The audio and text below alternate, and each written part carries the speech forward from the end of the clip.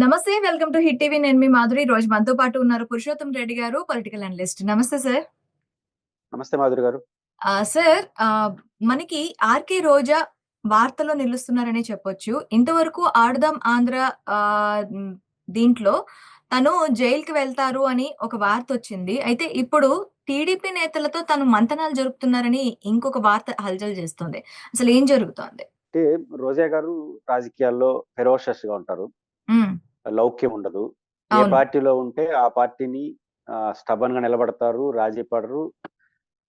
చాలా ఫెరోషియస్‌గా రాజకీయ ప్రత్యర్థులు ఎవరైతే తన పార్టీకి వ్యతిరేకంగా ఉంటారో హ్మ్. ప్రత్యర్థుల పైన విరుచుకుపడుతుంటారు. సబ్జెక్టివ్‌గానే ఉంటారు. దాని కారణంగా కొన్ని సందర్భాల్లో రాజకీయంగా ఇబ్బంది పడ్డారు. పార్టీకి అసట్టుగా ఉంటారు. శత్రువులు గూడా ఎక్కువయ్యారు. అంటే అవును. ప్రేమించేవాళ్ళు గూడా ఎక్కువ. ఈ సహజంగా రోజా గారు పార్టీ నాయకత్వంలో వైఎస్ఆర్ కాంగ్రెస్ పార్టీ ఓడిపోవడం, తెలుగుదేశం అధికారంలో ఉంటేనే తెలుగుదేశం కూటమిలో ప్రధానంగా తెలుగుదేశం గాని, జనసేనకి కోపముంది. హ్మ్. రోజా గారు గతంలో వ్యవహరించిన అటాకింగ్ ధోరణి, అవును. ప్రత్యర్థులపైన దాడి చేసే పద్ధతి, అంటే దాడి చేసినంటే రాజకీయంగా. హ్మ్. హ్మ్. దీనివల్ల వాళ్ళు కొంత బాధపడి ఉంటారు కాబట్టి, లేకపోతే కోపం ఉంటుంది కాబట్టి, వెంటనే రోజా అనేదాన్ని అరెస్ట్ చేసేసేవాళ్ళు. లేదా రోజాని జైలుకి పంపించేవాళ్ళు. ఇట్లాంటి కోరికలున్నాయి. హ్మ్. కోరికలు వేరు, రియాలిటీ వేరు. రోజా గారినైనా ఎవరినైనా అరెస్ట్ చేయాలంటే ఒక సబ్జెక్ట్ ఉండాలి. తప్పు జరిగుండాలి. యాక్షన్ తీసుకోవచ్చు. ఇక్కడ తప్పు, ఒప్పులతో సంబంధం లేదు. రోజా మీద కోపం ఉంది. కాబట్టి అరెస్ట్ చేసేవాళ్ళు. లేదా హ్మ్. జైలుకి పంపించాలి. ఇది ఎక్కువ కనిపిస్తా ఉంది. అందుకు ఉదాహరణ ఏంటంటే, ఈరోజు కొన్ని మీడియా సంస్థలు రెగ్యులర్‌గా దాదాపు ఇప్పటికి 2, 3 మీడియా సంస్థలు, కొన్ని యూట్యూబ్ ఛానెల్‌లు వందల సార్లు రోజాని అరెస్ట్ చేసుంటారు. ఇప్పటికే ఈ అవును. 6 నెలల కాలంలో. వాళ్ళు చేస్తూనే ఉంటారు రోజు. రోజాని అరెస్ట్ చేయని వార్త రోజు లేదు. కానీ ఎంతగా ఉంటుందంటే చివరకు ఆ పార్టీ రోజా గారిని అరెస్ట్ చేయడానికి ఆడుదాం ఆంధ్రలో సాధ్యం కాదన్న విషయం గూడా వాళ్ళకి తెలీదు. హ్మ్. అంతగా ఉంటుంది. ఆ శాసన మండలిలో ఒక ఆసక్తికరమైన చర్చ జరిగింది. ఈ రోజా గారు గతంలో క్రీడలు, సాంస్కృతిక మరియు టూరిజం శాఖ మంత్రిగా ఉన్నారు. అవును. బైరెడ్డి సిద్ధార్థ రెడ్డి గారు సాప్ చైర్‌పర్సన్‌గా ఉన్నారు. హ్మ్. హ్మ్. ఆడుదాం ఆంధ్రాలో 116,00,00,000 119,00,00,000 ఆనాటి ప్రభుత్వం ఒక రాష్ట్ర వ్యాప్తంగా ఒక క్యాంపెయిన్ నిర్వహించింది. గ్రామీణ స్థాయిలో క్రీడాకారులను ప్రోత్సహించాలని. హ్మ్. నేచురల్‌గా ఆటలంటే క్రీడల శాఖ మంత్రి ఇదే వచ్చేస్తుంది. కాబట్టి దాంట్లో అవినీతి జరిగింది. రోజాని అరెస్ట్ చేసేవారు. నిజానికి రోజా గారు మంత్రిత్వ శాఖకు సంబంధం లేకుండా యాక్టివిటీ జరిగింది. అది ఎవరికీ హ్మ్. తెలీదు. అంటే ఏం చేశారంటే ఎలక్షన్‌కి ముందు ఈ కార్యక్రమం నిర్వహించారు. తొందరగా జరగాలనే ఉద్దేశంతో ఆనాటి కేబినెట్ 119,00,00,000, 116,00,00,000 రోడ్లు, భవనాల శాఖ కేటాయించింది. ఈ ఈవెంట్ నిర్వహించే బాధ్యత రోడ్లు, భవనాల శాఖ కేటాయించింది. హ్మ్. అంటే టూరిజంకి గాని, ఈ మినిస్ట్రీకి ఇన్‌ఫ్రాస్ట్రక్చర్ తక్కువుంటుంది మండల స్థాయిలో. అవును. కాబట్టి ఫాస్ట్‌గా నిర్వహించేవాళ్ళు ఎన్నికల్లో వస్తాయనే ఉద్దేశంతో కేబినెట్ ప్రత్యేకంగా తీర్మానం చేసి, రోడ్లు, భవనాల శాఖ అంటే ఈ శాఖకే సంబంధం లేని యాక్టివిటీ అది. ఇప్పుడు ఓకే. ఈమె శాఖకు సంబంధించుండి తప్పులు జరుగుంటే యాక్షన్ తీసుకోవచ్చు. ఇప్పుడు తప్పులు జరిగిందని నేను అనను. తప్పులు జరిగున్నా గూడా ఆమెనేం చేయలేరు. ఎందుకంటే ఆమె శాఖ గాదు. హ్మ్. రోడ్లు, భవనాల శాఖ మంత్రిత్వ శాఖ డిపార్ట్‌మెంట్ జరిపింది. ఈమె పాపులర్ పర్సనాలిటీ కాబట్టి ఈమె గెస్ట్‌గా పోయింది. కాబట్టి ఈళ్ళకెవరికీ తెలీదు. రోజా మీద కోపం ఉంది.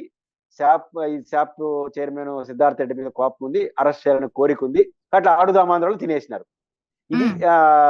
ఈ విషయం తెలుగుదేశం నిజంగా వాళ్ళకి కూడా తెలుసు. 'ఆడదాం ఆంధ్రాలో' అవినీతి జరిగిందా? జరుగుంటే ఏ మేరకు జరుగుండొచ్చు? ఎలా జరిగుండొచ్చు? దీనిపైనే తెలుగుదేశం శాసన మండలి సభ్యుడు ముగ్గురు శాసన మండలిలో క్వెషనేశారు. హ్మ్. రాంప్రసాద్ రెడ్డి గారు క్రీడల శాఖ మంత్రి హోదాలో సమాధానం చెప్పారు. క్వెషన్ హ్మ్. ఏంటంటే, ఆడుదాం ఆంధ్ర ఎవరు నిర్వహించారు? ఏ పద్ధతిలో నిర్వహించారు? హ్మ్. ఎంత ఖర్చు పెట్టారు? దీంట్లో ఏమైనా అవినీతి జరిగినట్టు మీ దృష్టికొచ్చిందా? హ్మ్. దీనిపైన ఎలాంటి చర్యలైనా తీసుకునే అవకాశం ఉందా? అని 3 ప్రశ్నలేశారు. ఓకే. దీనికి రాంప్రసాద్ రెడ్డి గారి సమాధానం ఏంటంటే, దీన్ని రోడ్లు, భవనాల శాఖ నిర్వహించింది. త్రూ టెండర్‌ల ద్వారా మెటీరియల్ కొనుక్కున్నారు. త్రూ ప్రాసెస్‌లో జరిగింది. మొదటి క్వెషన్‌కి ఆన్సరు. రెండో క్వెషన్‌కి అలాంటి ప్రశ్నే ఉత్పన్నం గాదు. మూడో ప్రశ్నకి అలాంటి ప్రశ్నే ఉత్పన్నం గాదు. అంటే అవినీతి జరిగిన దృష్టి ఏమైనా మీ దృష్టికొచ్చిందా? అలాంటి ప్రశ్నే ఉత్పన్నం గాదు. ఏమైనా యాక్షన్ తీసుకునే ఉద్దేశం ఉందా? అలాంటి ప్రశ్నే ఉత్పన్నం కాదు. ఇది మంత్రి ఇచ్చిన సమాధానం. హ్మ్. ప్రశ్న అడిగింది తెలుగుదేశం పార్టీ వాళ్ళు. దీంతో ఆ తెలుగుదేశం సభ్యులందరూ కూడా గట్టిగా అడిగారు. మేము ఎక్కడికి పోయినా రోజైనా ఆ రోజు మంత్రిని అరెస్ట్ చేయమని అడుగుతున్నారు. మీ అవినీతి జరిగిందని మేము భావిస్తున్నాం అంటే అప్పుడు ఆయన మళ్ళీ స్పందించి శాఖాపరమైన దర్యాప్తు చేస్తామని చెప్పినాడు. అంటే మంత్రి ఇచ్చిన సమాధానం ప్రకారం వాళ్ళ దృష్టికి అవినీతి జరిగినట్టుగా రాలేదు. విచారణ చేసే ఉద్దేశం కూడా లేదు. First answer. ఇంకా ఓకే. విచారణ చేసే ఉద్దేశం జరిగితే ఇంక తప్పు జరిగినట్టు అవుతుందా? కాబట్టి పైపెచ్చు జరిగిన శాఖ ఏంటంటే రోడ్లు భవనాల శాఖ. రోడ్లు భవనాల శాఖకి ఆమెకి సిద్ధార్థ రెడ్డికి సంబంధమే లేదు. నా పాయింట్ ఏంటంటే ప్రభుత్వం దృష్టిలో ఇప్పటివరకు అవినీతి జరిగినట్టుగా ఎలాంటి ఆధారం లేదు. విచారించాలనే ఉద్దేశం కూడా నిన్నటి వరకు వాళ్ళకి లేదు. ఇప్పుడు విచారించాలని నిర్ణయించుకున్నారు. అంటే ఒకవేళ నింద వేసిన వాళ్ళకి ఇది ఎవరి ఆధ్వర్యంలో జరిగింది? ఎలా జరిగింది? దీనికి ఎన్ని కోట్లు పెట్టుబడులు పెట్టారు? ఆ పెట్టుబడులు పెట్టినవి ఎటు వెళ్ళాయి? ఎలా వెళ్ళాయి అనే అవగాహన కూడా లేదు. వాళ్ళకి లేకపోతే నాకు కూడా తెలియదు. జనరల్ గా క్రీడల శాఖలో జరిగిన అవినీతి అనగానే రోజానే గుర్తొస్తుంది. ఎందుకంటే అప్పుడు క్రీడల మంత్రి ఆమె కదా. ఆ! క్రీడల శాఖ మంత్రిగా రోజా గారు అనేది వాస్తవం. హ్మ్. క్రీడల్లో అవినీతి జరిగిందని ఆరోపణ వచ్చినప్పుడు ఎవరిపైన పోతుంది నెపం? రోజా గారి. నేను కూడా అట్లా అనుకున్నా. నేను అవినీతి జరిగిందని ఆమె తప్పు చేసిందని నేను అనుకోను. బట్ హ్మ్. క్రీడల్లో అవినీతి జరిగితే బహుశా అవినీతి జరుగుంటే ఈమె కదా ఇబ్బంది పడుతుందని నేను కూడా అనుకున్నా. వాళ్ళేంది హ్మ్. అనుకోండి, నేను కూడా అనుకున్నా.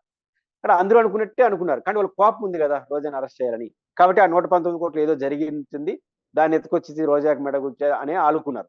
కానీ ఇప్పుడు మంత్రి గారు ఇచ్చిన సమాధానంతో వాళ్ళకి మేలుకున్నారు. అంటే రోడ్లు భవనాల శాఖ ఆధ్వర్యంలో జరిగింది ఇది. కాబట్టి ఇంక దాంట్లో జరుగున్నా జరగకపోయినా ఆమెకు సంబంధం లేదు. జరుగుందని ఓకే. నేను అన్ను. శాఖ దర్యాప్తులో తేలుతుంది. కానీ కోపం, రోజా మీద కోపం జరిగింది క్రీడలు కాబట్టి ఆమె జరుగుతుంటుంది. కాబట్టి అరెస్ట్ చేసేవాళ్ళు. కాబట్టి ఓకే. ఇప్పుడు ఈ మంత్రి గారు ఇచ్చిన సమాధానం కేసుతో చూసినప్పుడు ఫస్ట్ ఆఫ్ ఆల్ జరుగుండే అవకాశం లేదని మంత్రి గారు ఇచ్చిన సమాధానం ప్రైమరీ ఆన్సర్ తెలుస్తుంది. రెండోది జరుగున్నా జరగకపోయినా రోజా గారికి అయితే ఈ సంబంధం లేదు. కాబట్టి రోజా గారిని ఈ కేసులో అరెస్ట్ చేయడం కాదు కదా, విచారించడానికి కూడా అవకాశం లేదు అనేది దీన్ని బట్టి వాళ్ళు ఇచ్చిన సమాధానం కేసుని బట్టి అర్థం.